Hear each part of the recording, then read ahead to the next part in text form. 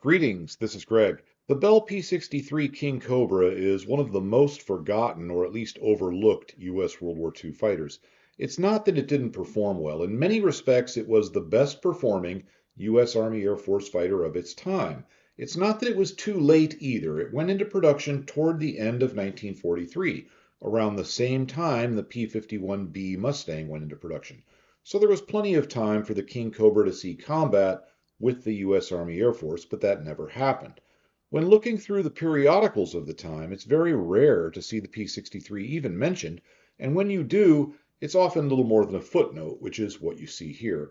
In fact, even in modern times, it's still that way. It's barely mentioned in books or documentaries about World War II aircraft, and the truth is that in a historical sense, it is little more than a footnote. But what a fascinating footnote it is, so let's get into it. When you first look at the airplane, it appears to be just a slightly modified P-39 era Cobra. The two planes look pretty much the same, but the P-63 can be easily identified by its four-bladed propeller. It also has a different tail and very often gun pods under the wings. However, the differences go far beyond these things. The P-63 was a nearly all-new airplane. The fuselage was new, as were the wings, and it had far more power through a much wider altitude range than the earlier P-39. The two planes do look about the same, and they have the same sort of unusual mid-engine design, but the P-63 was essentially all new. Before we go further, I would like to mention that this video is sponsored by World of Warships. It's an excellent naval combat simulator, and I am proud they're sponsoring this video. Starting in October, they are having quite a celebration to honor the 250th anniversary of the U.S. Navy. I'll talk more about World of Warships later. Oh, and yes, there are some naval tie-ins to the P-63, which I'll touch on. Back to the video. Most viewers of this channel are familiar with the plane's predecessor, Bell's P-39 era Cobra. If not, the short version there is that while the P-39 was a decent airplane, it was held back from being great by two factors. First, it had only a single-stage, single-speed supercharger, preventing it from having a lot of horsepower through a wide altitude range. The P-39 was also designed just before a number of aerodynamic breakthroughs happened, and while they did try to update it before production, the plane never really reached its full potential. Bell wanted another chance at this, and the U.S. Army Air Force wanted it as well, so Bell built several new prototypes to try and update the P-39. This is a bit confusing because the prototype seen here was the XP-39E. It was intended to become the P-76. It was clearly designed with some of the same NACA data that found its way into the P-51 Mustang. You can see that just by looking at it. There were several XP-39E prototypes built, probably 3 of them, each with a different airframe configuration, and several different engine configurations were tried as well. Bell also tried to make a naval version of the plane called the Aerodynamics. Bonita means pretty in Spanish for those of you that don't habla. The Aerodynamics never went anywhere, and I think it was doomed from the start as the U.S. Navy had no real interest in a shipboard aircraft with a liquid-cooled engine. They did make some vague statements about interest in liquid cooling if the plane had sufficient performance to justify the other complications it would bring, but the reality is it was never going to happen. Now, regarding the improved P-39s, several engines were looked at. One was Continental's inverted V12. Just to be clear, this was built by the U.S. company Continental. During the war, they mostly made smaller engines for training aircraft, not to be confused with the German company Continental, which made tires for Germany's war machine. It's actually hard to figure out exactly what vehicles during the war used Continental tires. German companies tend to be shy about what they were doing during that period of history, but Continental and Germany for sure made the tires that were used on the FW190. Today they make excellent tires. They also make decent automotive engine computers. Not quite as good as Bosch or Magneti Marelli, but decent. The U.S. company Continental that made this engine is now a Chinese company. I know someone in the comments will dispute that, but Continental Aerospace is now owned by the Aviation Industry Corporation of China. I don't see how that can be good, but I'm not going down that rabbit hole right now. Back to the XP-39E. The lesson learned from it was that it needed to be a bigger airplane in order to reach the design goals. That bigger airplane was the XP-63. Design work on this started mid-1941. 2 prototypes were ordered by the U.S. Army Air Force on June 27, 1941. That's significant because not only was this 6 months before the Japanese attack on Pearl Harbor, it was only 5 days after the German invasion of the Soviet Union. It's also about 10 months before P-39 Airacobras saw combat with the Soviets flying against the Luftwaffe. Thus, the P-63's conception was of U.S. origin, but I do think the design was influenced later by Bell's experience in supplying the Soviets. If you've been following this channel, you may remember that Bell Aircraft sent a delegation to the Soviet Union during the war to find out what was happening with their P-39s and to find out what improvements the Soviets wanted in fighters from Bell. That's detailed in this period magazine, which can be found in my Patreon section.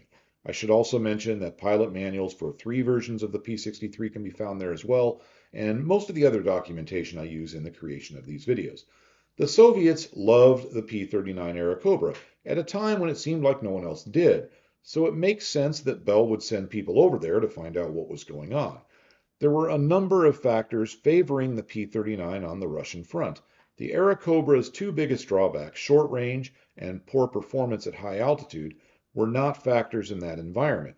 The Airacobras were being operated from bases close to the front lines, and the fighting was at altitudes that were about ideal for the P-39.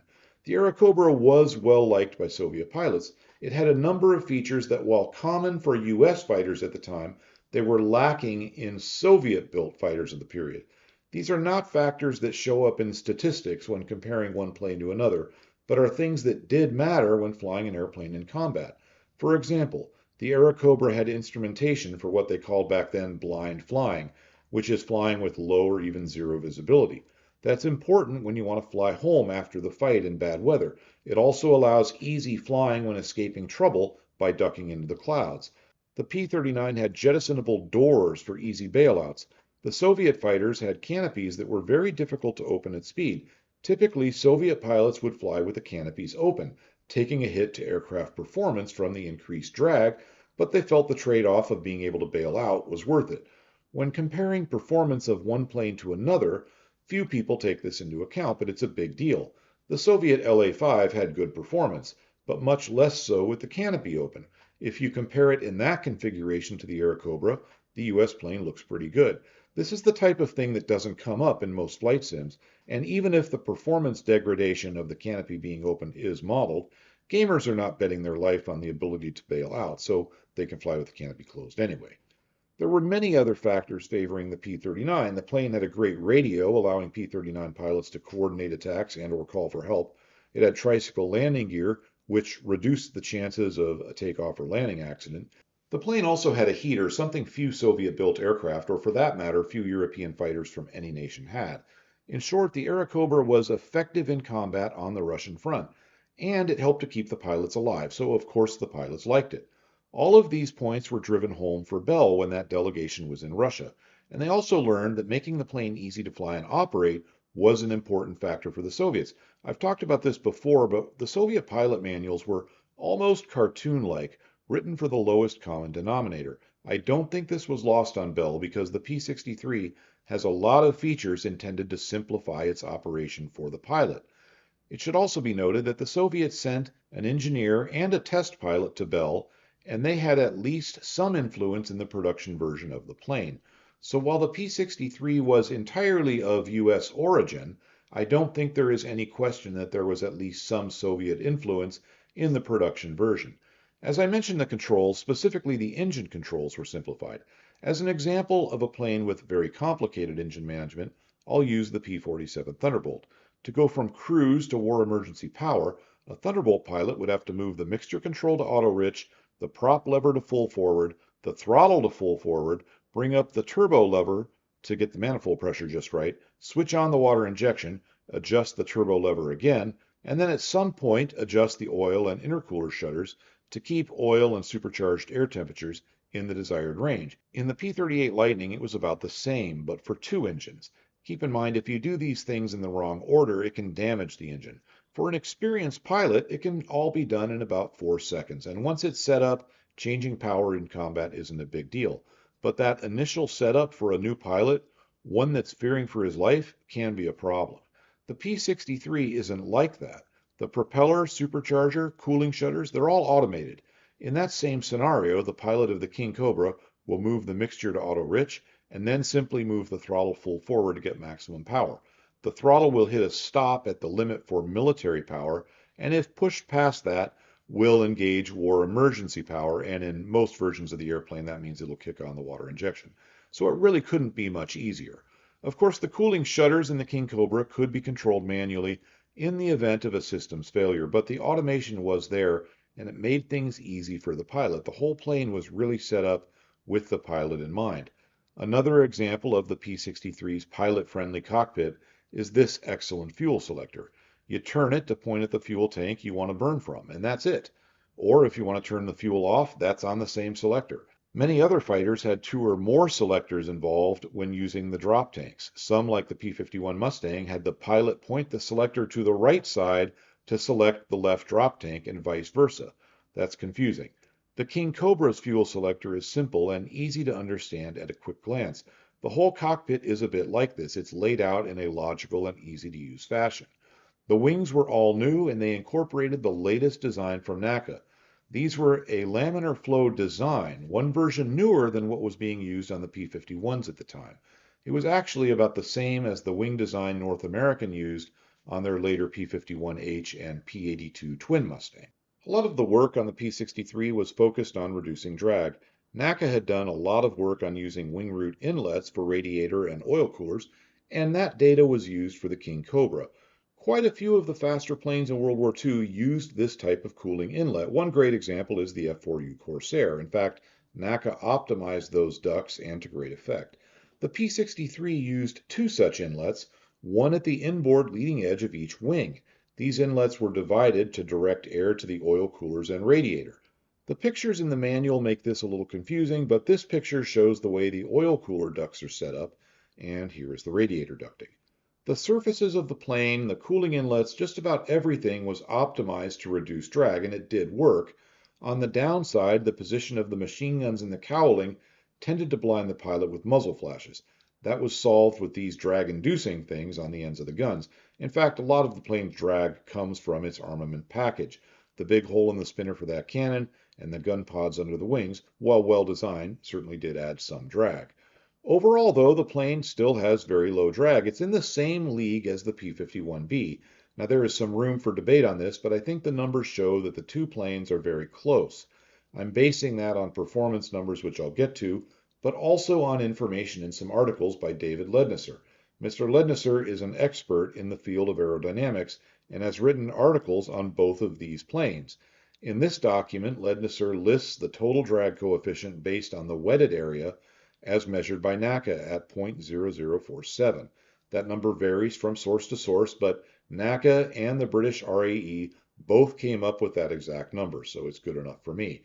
NACA also tested the P-63, and although I couldn't find that specific test, Mr. Lednesser said they came up with 0.0048, but then adds that with upgrades from NACA, they got that down by a massive 22%.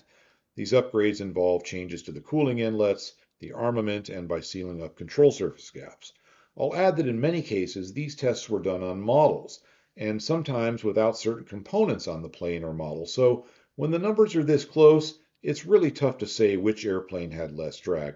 Also, the P-63 had more wetted area, so even if the drag coefficients were the same, the 51 would still have the edge here. I'm going to look at this another way. Let's figure out which plane goes faster with a given amount of horsepower. Of course, that's not perfect either. Propeller efficiencies come into play, but it's going to be a very good indication of just how slippery or draggy the P-63 is. Let's start by graphing the P-63's engine power. If you didn't watch my video on this engine, the short version is that it has a dual-stage supercharger setup, but without an intercooler or an aftercooler. It does have water injection, but overall the system was not as refined as what you'd find on a typical P-51 powered by a Packard Merlin.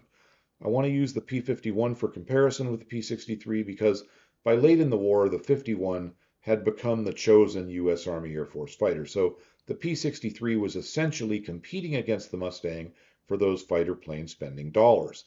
The P-63 makes a lot of power down low, 1,800 horsepower on 130 octane fuel. However, its supercharging system, as set up in the P-63C, wasn't able to maintain that power at high altitudes.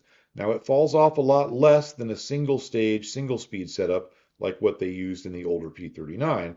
In fact, at 20,000 feet, the King Cobra has more power than some versions of the era Cobra had at sea level.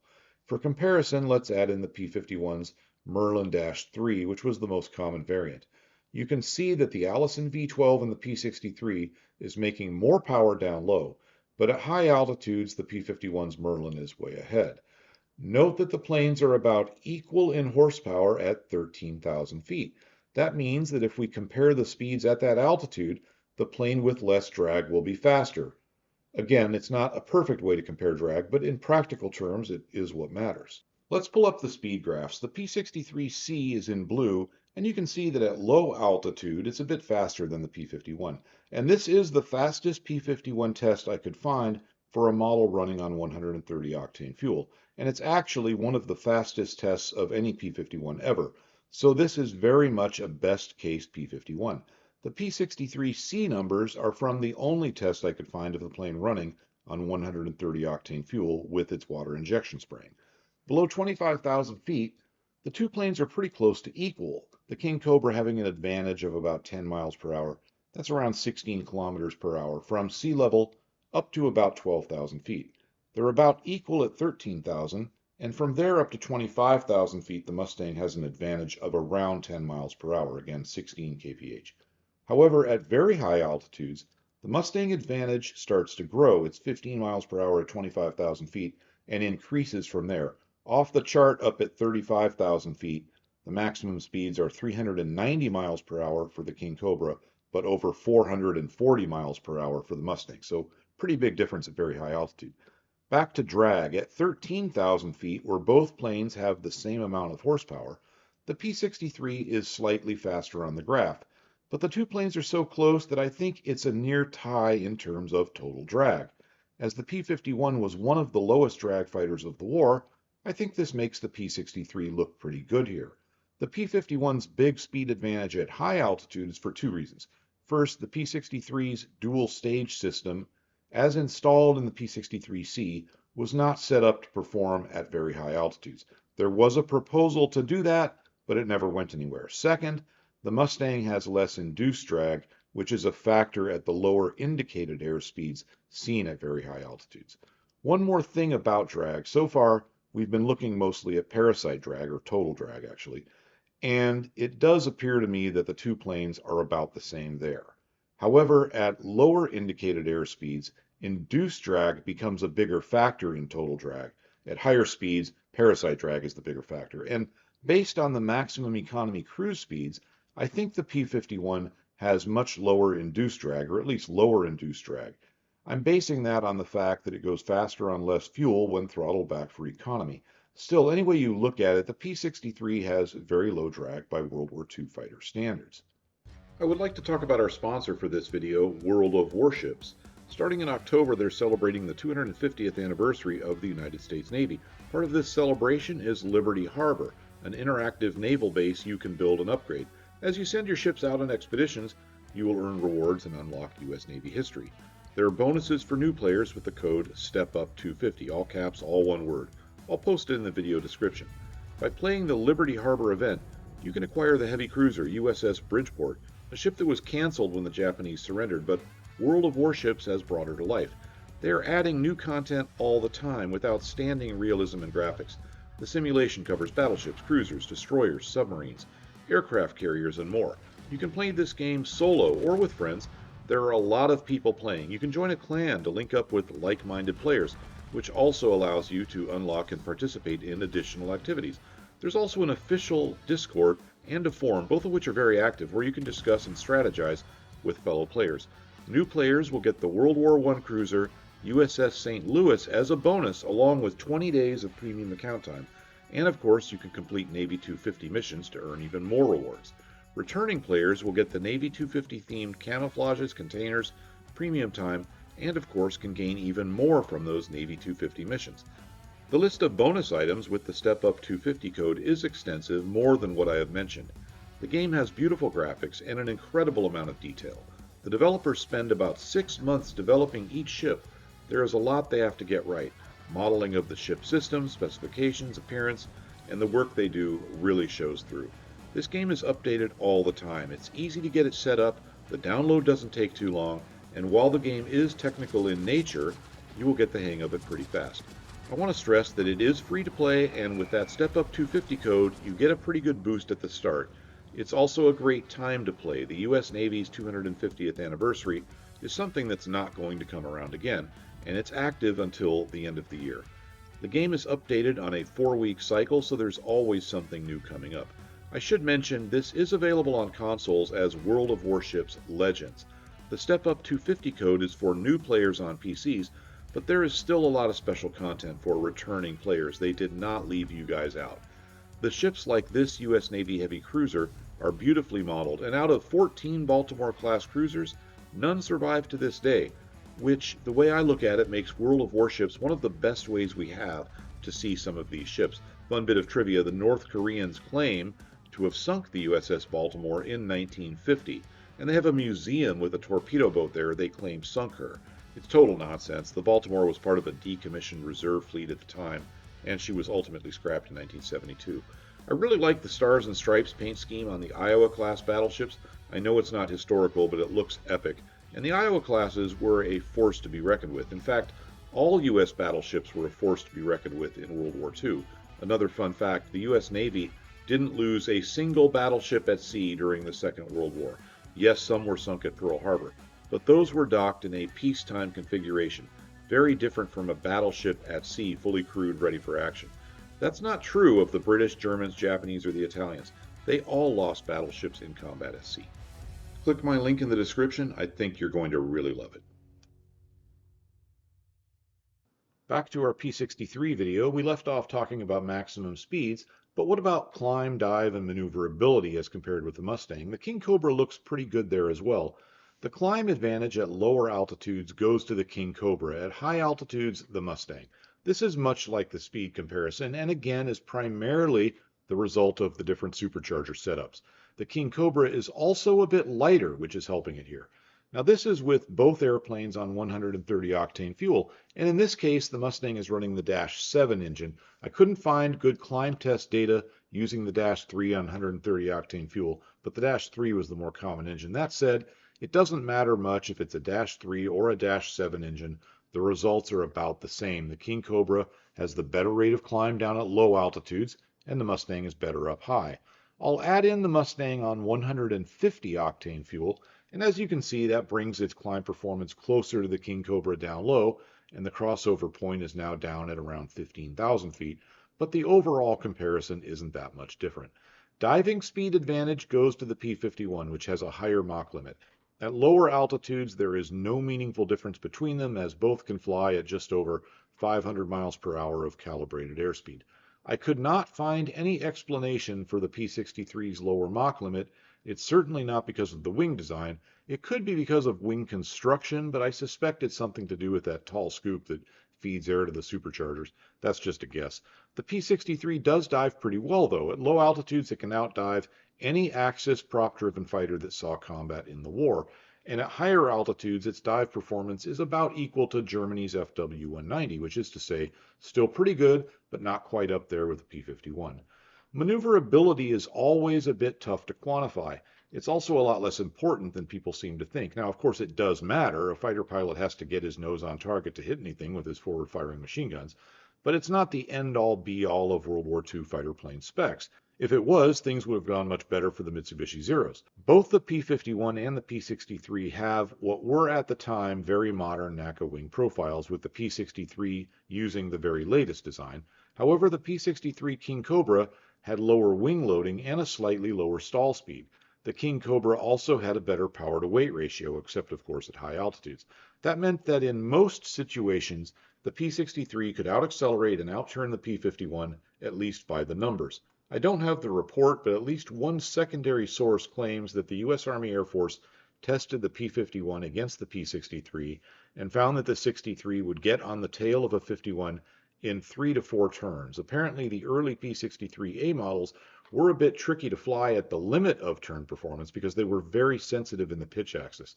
This characteristic is actually a lot like a P-51 with a full rear fuselage tank. For example, during a sustained 3G turn, just a little bit too much pull would suddenly turn into a 5G turn, which could cause a stall. So it was tricky to control, and this is somewhat typical of an aircraft with an aft center of gravity, which is why P-51s would normally burn fuel out of that aft fuselage tank before going into combat. Now, the P-63 did have a center of gravity slightly farther aft than the P-39. That's probably due to the auxiliary stage supercharger. For the record, the center of gravity of the P-39 and P-63 were not much different from other World War II fighters and actually farther forward than quite a few of them. However, they did have a concentrated center of mass, and expenditure of ammunition would have a comparatively large effect on the plane center of gravity as compared with a P-51 or a P-47 or something. Now, I cover all this extensively in my P-39 video. I suggest watching it after this one, but if you don't, just know that the aft center of gravity on the P-39 is mostly a myth, but it was tricky to fly when on the performance edge. The P-63 was initially about the same in this regard. However, NACA worked with Bell and made major changes to the tail and moved some parts of the tail farther back. This fixed or at least improved the undesirable characteristics. If you look at a P-63A and then take a look at a P-63C, the changes are clearly visible. Roll rate is an important factor for maneuverability. It's also one that can be hard to pin down due to variations in testing methods. In fact, pilot strength was a huge factor. Some planes had high roll rates but required a pretty strong pilot to achieve them. The normal U.S. Army Air Force testing standard was to use 50 pounds of stick force, but some testing, specifically of British aircraft, were at 30 pounds, which obviously makes data difficult to compare. Whether they used the rudder or not to assist in the roll was a big variable as well, and not always stated in the tests one way or another. In regards to roll rate testing for the King Cobra, we do have data from NACA for an early version of the plane. They found the roll rate very good. In their words, it was exceeded by few other current airplanes. In this testing, they had a maximum roll rate of about 110 degrees per second, and within the speed range tested, which was from 120 to 320 miles per hour indicated, the roll rate was generally superior to Spitfires, Mustangs, 109s, P-47s, and more. NACA recommended changes which would give the P-63, in their words, exceptionally high roll performance. These changes were improved rigidity of the aileron control system and the addition of an aileron trim system that could be pilot controlled from within the cockpit. The P-63A didn't have in-flight adjustable aileron trim. It just had a tab which could be adjusted on the ground, much like a typical German fighter. The P-63C had a very nice electrically operated aileron trim system, which could be adjusted by the pilot in flight. I think it's more likely than not that Bell also incorporated the stiffer aileron controls on the P-63C as suggested by NACA, but I don't know for sure. What I do know for sure is that even the slowest rolling P-63 was still as good or better in roll rate than a P-47 or a P-51, and much better than a typical Spitfire. The P-63C was probably the fastest rolling Allied fighter of the war. The King Cobra was also well armored. It was one of the few U.S. Army Air Force fighters that was armored against 50 caliber rounds. Most were only armored against 30 cal. Furthermore, the plane had armor on the sides of the cockpit and the doors, which was very unusual for a fighter. Usually when you see that, it's on a fighter that's been modded for ground attack, like certain versions of Germany's FW-190. For air-to-air work, the pilot of the plane is very well protected, better than in other fighters. However, for air-to-ground, the pilot is not well protected from fire coming from below. Of course, fighters rarely had armor below the cockpit, but many had large self-sealing fuel tanks there, which would help to protect the pilot from at least rifle caliber rounds coming in from those angles. Not the case here. Bell couldn't put a fuel tank below the cockpit because that space was already taken up by aircraft structure, some of which was in support of the drive shaft running from the engine to the propeller gearbox up front. I suppose that structure itself provides the pilot some protection from below, but it's not going to be much. The P-63 packs 4 50 caliber machine guns, 2 in the nose synchronized to fire through the prop, and 2 in sleek underwing pylons firing outside the propeller arc. The nose guns have 270 rounds per gun, the wing guns 200 rounds per gun. That's not a lot of ammo. It's about 1/3 less per gun than a P-51 Mustang. The plane also had a 37mm cannon firing through the propeller hub with 32 rounds of ammunition. That doesn't sound like a lot of ammo, but this gun can one-shot kill anything in the sky. It's limited to a 15-round burst, which is about 6 seconds of trigger time for a single burst, with a total trigger time before the gun runs out of ammo of about 13 seconds. The cannon is very good for taking down large bombers or transport aircraft, but less useful against fighters. That's not to say they were not used against fighters. They certainly were in the P-39. It's a common misconception that the 37mm cannon in Bell aircraft were primarily intended and used for air-to-ground work. That's not true. It was mainly an air-to-air weapon. The 37mm cannon would also be effective against ships. This drawing is from the pilot's manual for the P-63A. The cannon and the two fuselage-mounted machine guns could be charged by the pilot in flight, which means the pilot could clear jams if needed. The wing guns could only be charged on the ground. The wing-mounted machine guns could be removed for increased performance. I think Bell mounted them in those pods specifically to make that easy to do. When their delegation visited the Soviets in 1943, they noticed that the wing guns on P-39s were usually removed to increase performance. I think they factored that into the P-63's design. So, good firepower, a lot of performance, yet the U.S. Army Air Force sort of shunned this plane and went with a P-51 Mustang instead. Well, what was the problem?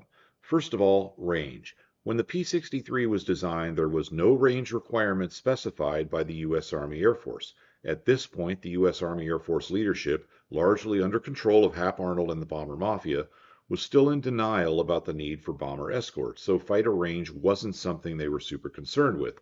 Instead of a range requirement for the plane, a 1-hour endurance was specified, which the plane easily has. It would be hard to get more range into the plane anyway, as there really wasn't room for more fuel tanks. The design of the plane just doesn't allow for a whole lot of internal fuel.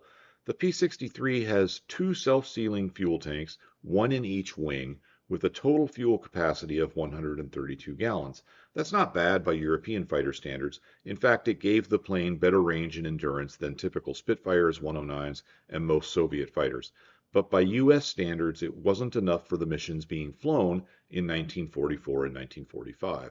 Unfortunately for Bell aircraft, range had become really important for USAAF fighters, and it had to compete in this category with the P-51 Mustang.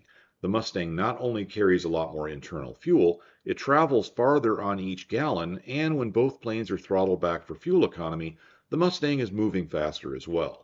In most cases, bomber escort range is limited by the plane's range on internal fuel, and after some of that has been burned in combat. I cover this in a lot of detail in my P-47 Thunderbolt series, but the key point here is that the P-63 just doesn't have a lot of range in this situation as compared with a P-47D or a P-38J, let alone a P-51D.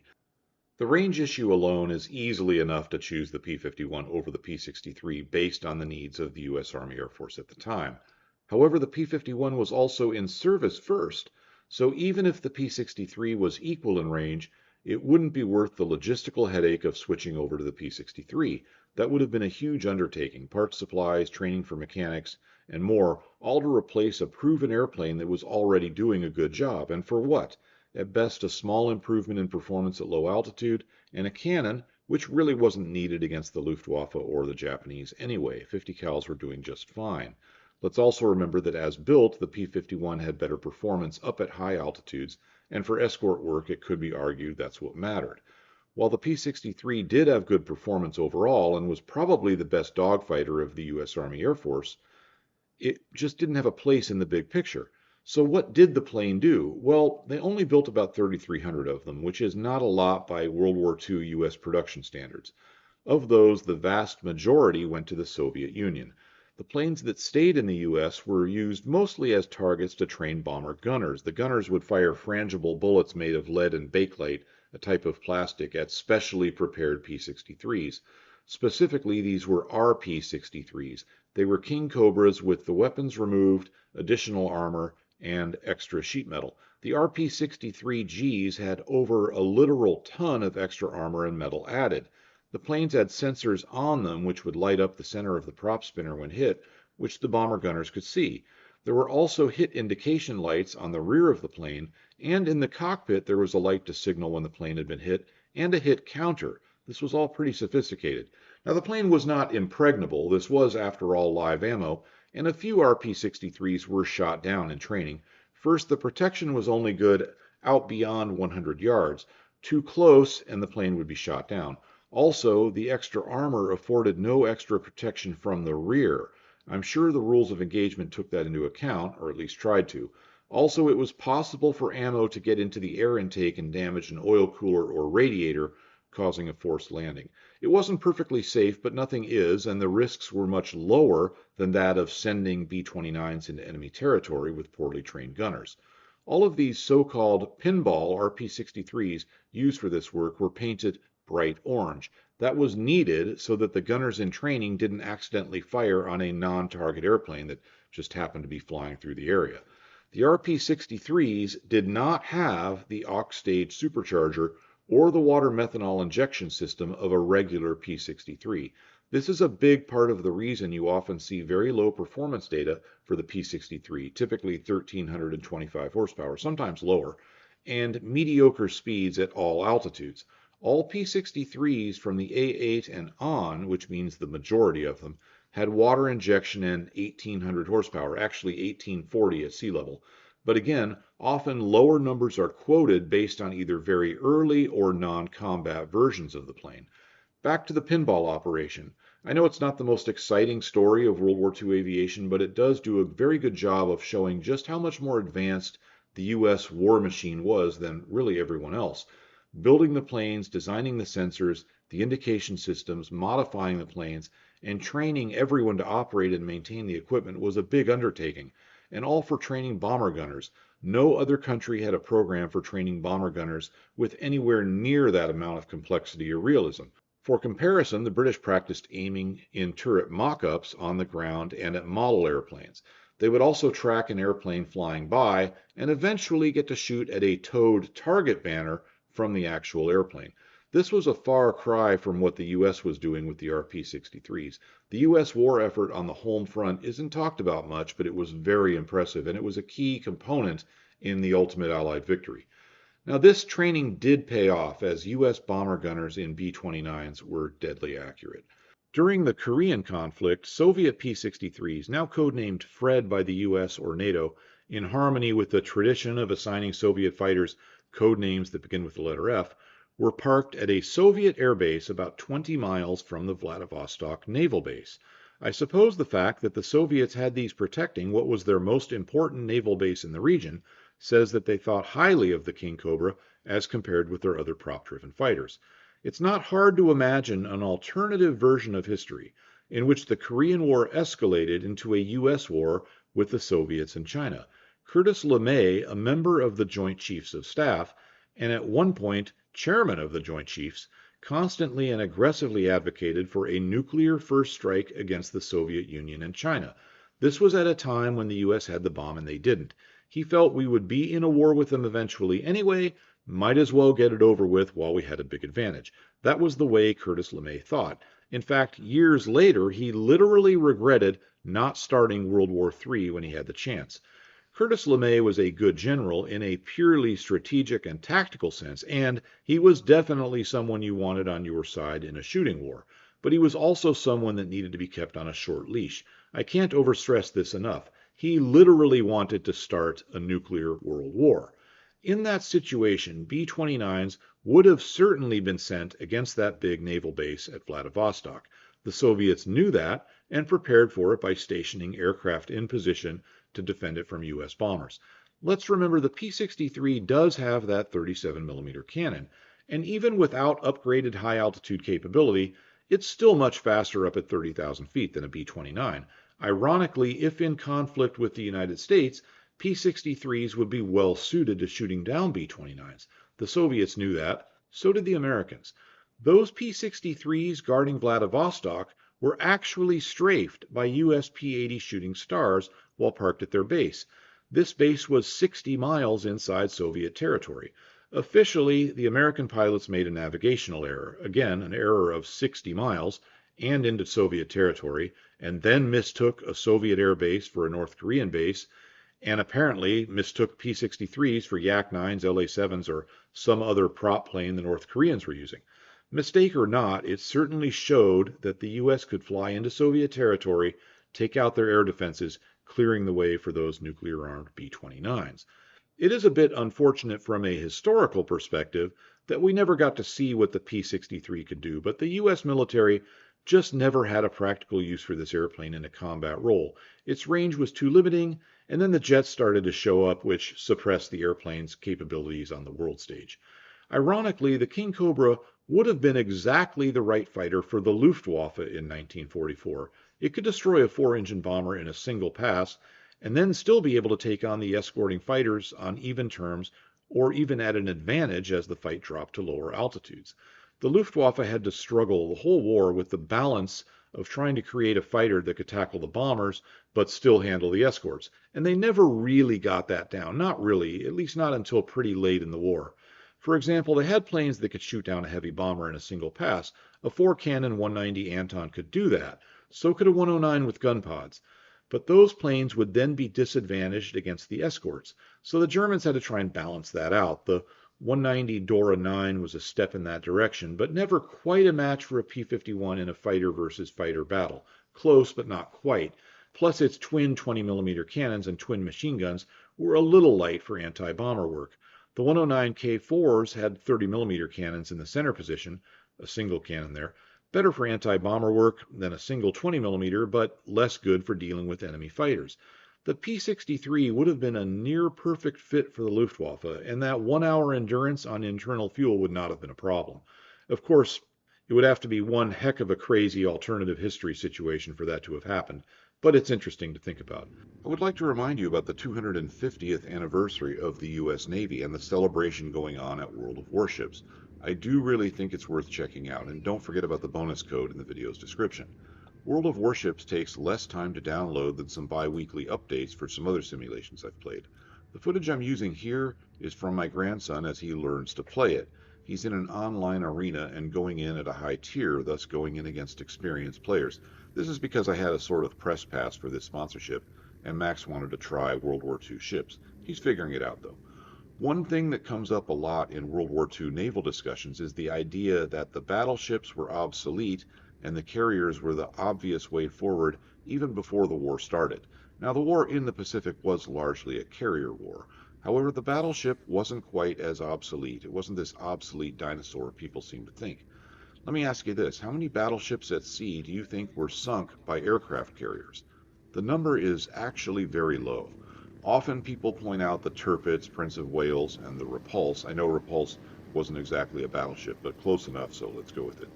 All of those ships were sunk by land-based aircraft, not carrier aircraft. There's a big difference. Land-based aircraft are much more capable. The Japanese battleship Hiei was sunk by carrier aircraft, but only sort of.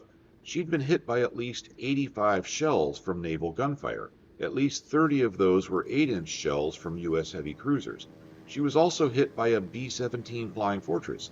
Hiei was essentially knocked out of action and stuck circling at 5 knots with jammed steering when Grumman Avengers finished her off. Some of those Avengers were rearming not on a carrier but at Henderson Field. I'm not sure I'm willing to call that sunk by an aircraft carrier. I'll call it maybe half a sinking. Of course, the super battleships, Musashi and Yamato, were absolutely sunk by carrier aircraft, but the numbers involved were huge. 6 carriers attacked Musashi, and at least 8 carriers attacked Yamato, more depending on how you count them. With those odds, it wouldn't really matter if those attacking American ships were carriers or not. If you took 8 U.S. battleships, say all 4 Iowas and all 4 South Dakotas, the result would still be 1 sunk Yamato. Same with Musashi, of course. So that's really only 2.5 battleships sunk at sea by carrier aircraft in the entire war. Now, how many carriers do you think were sunk by battleships? The answer is 2.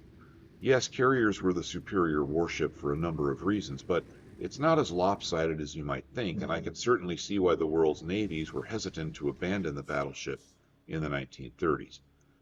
To me, the most interesting ships of World War II were the destroyers. Max has reported to me that the U.S. Fletcher class is his favorite ship in World of Warships, and that makes sense to me. In a war game, it's a fun ship, fast, maneuverable, with a lot of firepower. Sure, it's vulnerable, not much armor, but it's a game. You can restart it if it all goes pear-shaped. I'd like to point out a couple interesting things about the Fletcher class destroyer that are not immediately obvious from just reading about them. These ships were very labor-intensive to operate. The crew of a destroyer was a hard-working crew. This was not the type of ship to be on for a lazy sailor.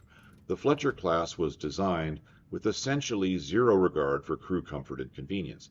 It's all about maximizing weapons and speed in a fairly small package. The destroyers had to be able to engage air and surface enemies as well as submarines and do so effectively. Thus, the whole ship is designed that way, and sacrifices had to be made in comfort and convenience. Of course, all those weapons also meant that when not in combat, the ship had a lot of manpower aboard that could be used for non-combat things, i.e. the day-to-day operations of the ship. I'll give you a good example, and it's an easy one to understand without getting technical. The galley of a Fletcher is much like the galley or kitchen on any ship. It's an exercise in space savings and efficiency. But where do you think the ingredients for the meals were stored? Things like flour, potatoes, and such. Now, on most ships, those things would be stored near the galley. Not so with a Fletcher-class destroyer, because the ship had so much space devoted to weapons, ammunition, propulsion, and combat-related systems, radar, sonar, and so forth. They didn't have any place near the galley where they could put large quantities of food, the large quantities that the crew needed. They stored that stuff several decks below the galley. Food and nearly all the stuff in storage was crammed into small odd-shaped rooms, very low in the ship and pretty far forward, where the hull narrowed towards the bow. The only way to get all that food over to the galley is to have the sailors carry it there. So that's what they did. So that manpower was used to move those sacks of potatoes or whatever else up several decks and aft the galley. The galley's about midship. That's just a small, easy to understand example without getting into the technical operation of the ship, but just understand that the whole ship is set up that way. Nothing is convenient or comfortable for the crew in day-to-day operations. Don't even get me started on the bathrooms and these things. But it's a highly efficient ship when in combat and with the crew at battle stations. When in combat, the captain would be on the bridge and the executive officer, second in command, would be in the Combat Information Center, or CIC. In previous wars, ships fought enemies they could almost always see. In a World War II destroyer, information was coming into the ship from sonar, radar, and radio reports about enemies that the bridge crew often could not see. The Combat Information Center was where all this information was processed, and this was a relatively new idea in World War II. It literally came from a series of science fiction books dealing with spaceship combat. There was a serious debate in the U.S. destroyer community during the war about whether the captain should be on the bridge in combat or if he should be in the CIC and put the executive officer on the bridge. Naval history prevailed and the captain stayed on the bridge, and as far as I know, that's how it is to this day. That's all for now. I want to give a special thanks to my supporters on Patreon. I really appreciate you folks. It was on Patreon that I had a poll which led to the creation of this video, and it's where you can find all the source material I use in the creation of these videos and more. Please consider joining. Goodbye and have a great day.